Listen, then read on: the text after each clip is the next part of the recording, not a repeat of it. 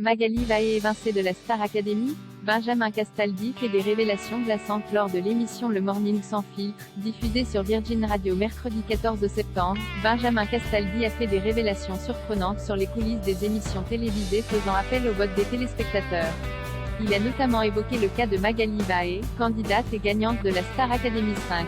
L'émission Le Morning sans filtre est diffusée sur Virgin Radio. Mercredi 14 septembre, les animateurs Guillaume Janton, Diane Lair et Fabien Delettre ont évoqué les coulisses de certaines émissions télévisées. Ils ont notamment abordé un sujet épineux, l'influence des proches des candidats et de la production sur le résultat des votes les départageant.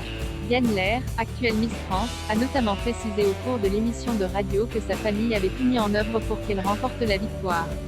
Alors attention, je ne dis pas que ma famille n'a pas investi beaucoup d'argent. Je sais que mes parents ont beaucoup voté.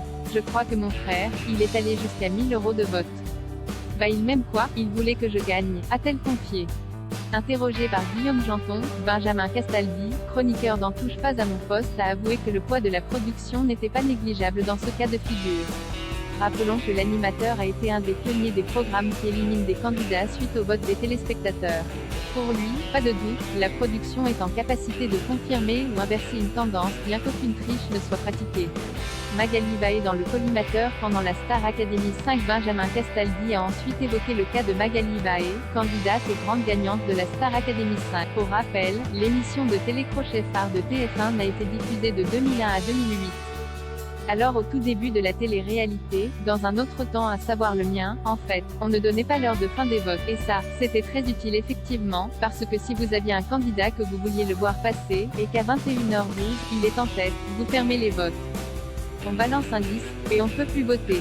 Et ça, je l'ai vécu sur le Loft 2, parce que l'on voulait sauver la candidate qui était foraine. Donc, on a effectivement arrêté les votes à 21h12.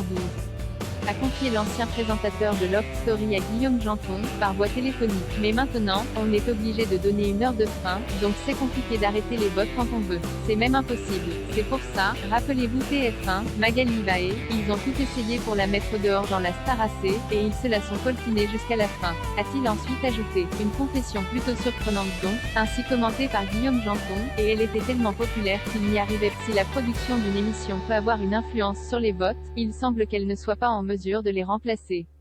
Comme le confirme la victoire de Magali Vahe, lors de la 5e édition de la Star Academy.